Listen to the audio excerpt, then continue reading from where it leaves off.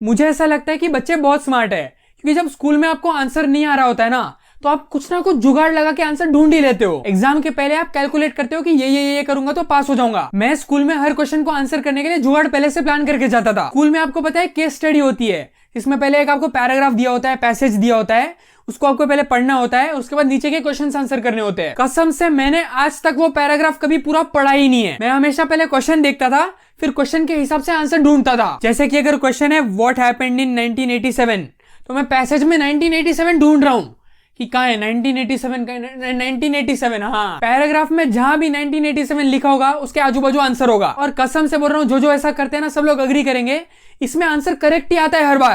हर बार correct आता है। Passage पढ़ने की कोई जरूरत ही नहीं है। स्कूल वालों ने ये सोचा कि बच्चे पैसेज पढ़ के एनालाइज करेंगे। एनालाइज कुछ नहीं, यहाँ ट्रेजर हंट चल रहा है हमारा। एग्जाम में कभी ऐसा हुआ है आपके साथ, आप एग्जाम लिख रहे हो, आपका एग्जाम बहुत बढ़िया चल रहा है, आपको सब आंसर आ रहे हैं, आप सब बहुत बढ़िया तरीके से लिख रहे हो, आपको लग रहा है कि ये बार तो आप बहुत अच्छे मार्क्स से पास होने वाले हो, आप बहुत खुश हो, आप बहुत अच्छे मूड में हो। फिर आप एक बच्चे को देखते हो जो अपने एग्जाम में पता नहीं ड्राइंग कर रहा है। फिर आप ध्यान से देखते हो तो वो पता चलता है कि वो कोई डायग्राम बना रहा है। और अब आप अपने पेपर में देख रहे हो कि डायग्राम किधर है। आप पूरा पेपर में पूरे क्वेश्चंस पढ़ रहे हो कि कहां डायग्राम बनाना है, कहां डायग्राम बनाना है, कुछ मिस तो नहीं हो रहा है। आप पूरा पेपर देख रहे हो, आपको मिल ही नहीं रहा है। फिर आप उस बच्चे की पेपर में देख रहे हो कि ये कौन से क्वेश्चन में डायग्राम बना रहा है।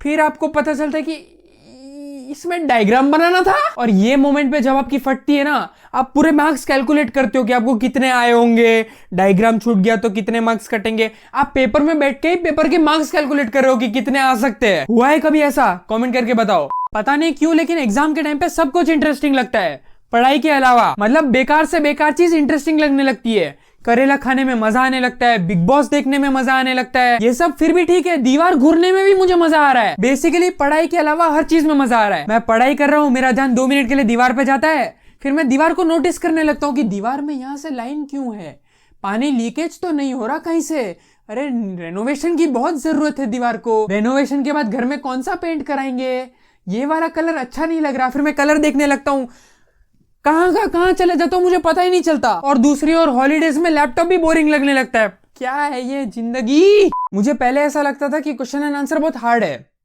फिर मैंने एमसीक्यूज किए, अब मुझे ऐसा लगता है कि क्वेश्चन आंसर ही ठीक थे, क्योंकि एमसीक्यूज में मैं बस तुक्के मार रहा हूं। The worst thing about MCQs is चारों ऑप्शन एक जैसे दिखते हैं, ए बी सी डी सब सेम। हर बार मैं जब A B C D option देखता हूं ना, मेरे दिमाग में एक ही ख्याल आता है कि शायद ई बना के ऑल ऑफ द अबव लिखना था। और ये भी छोड़ो, कभी आपके साथ ऐसा हुआ है कि आप एमसीक्यूज का टेस्ट लिख रहे हो और 4 क्वेश्चन का आंसर ए आया हो? ऐसे सिचुएशन में मैं बस ओवर थिंक करने लगता हूं कि 4 ऑप्शन का आंसर ए तो नहीं हो सकता, तो कोई ना कोई तो गलत होगा। अब बस सोचना यह है कि ये चारों में से कौन सा गलत है, और यही सोचते सोचते एग्जाम खत्म हो जाता है।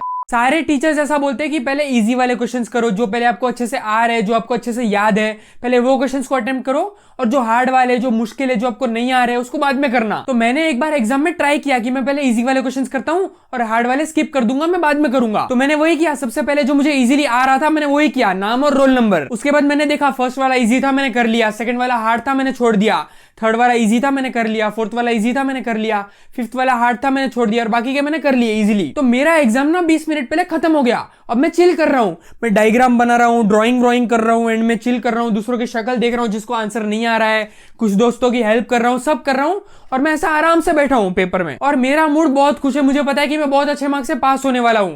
फिर जब टीचर पेपर कलेक्ट करने आई ना, तब मुझे रियलाइज हुआ कि वो जो 2 हार्ड वाले क्वेश्चन जो मैंने छोड़े, वो मैंने छोड़ ही दिए। वो 2 क्वेश्चन मैंने अपनी याददाश्त से ही स्किप कर दिए, मैं भूल ही गया कि वो भी करने हैं। आप कभी भी एग्जाम हॉल में जाते हो ना, तो आप सबसे पहले जाके अपनी चेयर पे बैठते हो, टेबल पे अपनी पेन रखते हो, और आप पूरे रूम का मुआयना करते हो। आप पूरा इन्वेस्टिगेट करते हो कि रूम कहाँ है, कैसा है, क्या है। और इस इन्वेस्टिगेशन में आप सबसे पहले ये देखते हो कि आपके खास दोस्त कहाँ कहाँ बैठे हैं। आप सबके कोऑर्डिनेट्स नोट करते हो कि ये दोस्त यहाँ बैठा है, ये दोस्त यहाँ बैठा है, अच्छा तू वहां है। पहले आप ये सब ऑब्जर्व करते हो। इसके बाद अपने राइट पे देखते हो, लेफ्ट पे देखते हो, पीछे वाले को देखते हो, आगे वाले को देखते हो कि कोई है जो आंसर देगा। ये सब देखने के बाद आप टीचर को देखते हो कि इन्विजिलेटर कौन है, आज कौन आया है, स्ट्रिक्ट टीचर आया है, फ्रेंडली टीचर आया है, मस्ती वाले टीचर आया है, या सोने वाले कौन आया है, आप वो देखते हो। इसके बाद आप 5 मिनट के लिए ना एक स्पिरिचुअल जर्नी पे चले जाते हो। आप भगवान को याद करते हो कि भगवान जो मैं पढ़ के गया हूं ना, प्लीज वही देना, प्लीज। पता नहीं क्यों, लेकिन हमेशा मैं एग्जाम के लिए पढ़ के जाता हूँ, पूरा प्रिपेयर करके जाता हूँ, प्रैक्टिस करके जाता हूँ, लेकिन जैसे ही मैं एग्जाम हॉल में बैठता हूँ ना, मैं ब्लैंक ही हो जाता हूँ। मैं पेपर देखते ही गजनी बन जाता हूँ। फिर जो मैं एग्जाम में चीटिंग करने के लिए हाथ पे गजनी की तरह लिख के गया हूँ ना, बस वो ही याद रहता है, बाकी मेरी याददाश्त ही चली गई है। आपके साथ कभी ऐसा हुआ है कि आप क्वेश्चन पेपर में क्वेश्चन पढ़ रहे हो और आपको लग रहा है कि यार ये क्वेश्चन का आंसर तो मुझे याद है, आपको याद आ रहा है पर आ नहीं रहा है, आपको पता है कि ये क्वेश्चन का आंसर ना चैप्टर 4 में पेज नंबर 45 के नीचे वाले सेक्शन में ये आंसर है, आपको पता है कि इसका आंसर यहाँ पे है, लेकिन आपको याद नहीं आ रहा है कि आंसर क्या है। फिर आप क्या करते हो ना, आप आजू बाजू देखते हो कोई आंसर लिख रहा हो तो आपको उसके आंसर में ना एक ऐसा वर्ड दिखता है, जो वर्ड देख के आपको पूरा आंसर याद आ जाता है। बस मतलब कुछ एक वर्ड देख के आपको पूरा आंसर याद आता है, अरे ये वाला, आप फिर पूरा आंसर लिखते हो। हुआ है कभी ऐसा? एग्जाम में ना हर बार ये चीज होती है, पता नहीं क्यों, लेकिन जब इन्विजिलेटर्स एग्जाम का पेपर देने आते हैं ना, तो वो लोग अपना आराम से टाइम लेते हैं कि आराम से पेपर देंगे, एक एक करके देंगे, और कुछ टीचर्स तो पूरा बंडल दे देंगे और बोलेंगे एक लेके पास करो। लेकिन जब एग्जाम खत्म होने वाला होता है और पेपर लेने की बारी आती है ना, उनका एटीट्यूड ही बदल जाता है पूरा। पहले आराम से काम कर रहे थे, अब सीधा फास्ट हो जाते हैं। भाई कसम से एक वर्ड भी एक्स्ट्रा लिखने नहीं देंगे, आके सीधा पेपर छीन लेंगे। और ऐसे में जब आप लास्ट बेंच पे बैठे हो ना, और आप देख रहे हो कि टीचर सबका पेपर छीन रही है एक एक करके, तो आपकी हार्ट बीट फास्ट होने लगती है, आप जल्दी जल्दी लिखने की ट्राई करते हो। आप बस ट्राई करते हो कि किसी तरह मैं कुछ ना कुछ आंसर लिख दूं, जिससे एक आध बोनस मार्क्स मिल जाए, कुछ तो हो जाए।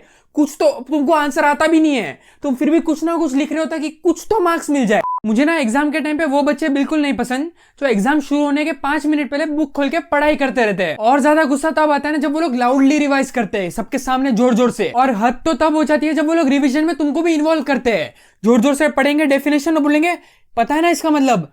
अरे नहीं पता है भाई, मत पूछ यार, तुम्हारा मुझे नहीं पता। लेकिन जब भी लास्ट मिनट पे जब एग्जाम हॉल में घुसने से जस्ट पहले अगर मैं बुक खोल के पढ़ाई करते रहता हूँ ना, तो मैं ये भी भूल जाता हूँ कि मैंने पहले क्या पढ़ाई की थी, सब कुछ भूल जाता हूं मैं। और सबसे बड़ी प्रॉब्लम ये, जब लोग आपके सामने जोर से डिस्कशन करते रहते हैं ना, तब ऐसे ऐसे नए नए चैप्टर सामने आते हैं जो पता ही नहीं तुमको कि एग्जिस्ट भी करते हैं। लेकिन अच्छी बात ये भी है कि लास्ट मिनट पे जो पढ़ते हो ना, आ जाता है यार एग्जाम में।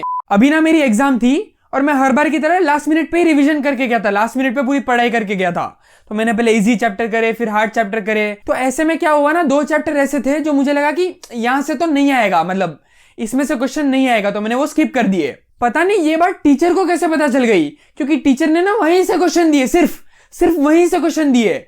आधे से ज्यादा क्वेश्चन वही 2 चैप्टर के थे। जो चैप्टर मैंने स्किप किए उसी में से क्वेश्चन बनाए। जो चैप्टर्स मैंने पढ़े ना, उसमें 1-1 मार्क के क्वेश्चन आए, 2-2 मार्क के क्वेश्चन आए।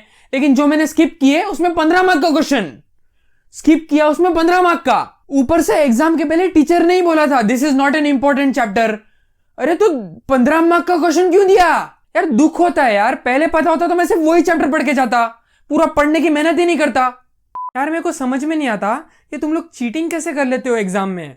मैं मेरे दोस्त का आंसर देखता हूं, उसका आंसर मेरे से भी खराब निकलता है। मतलब मेरे को नहीं पता कि करेक्ट आंसर क्या है, लेकिन उसका आंसर देख के मेरे को समझ में आ रहा है कि ये तो नहीं है, ये तो दूर दूर तक नहीं है। और ये खराब आंसर भी वो मेरे से छुपाने की कोशिश कर रहा है। मतलब ठीक है यार, तू अकेले फेल हो जा, मेरे को क्या। और एक तो मेरे दोस्तों को ना चीटिंग करने भी नहीं आता।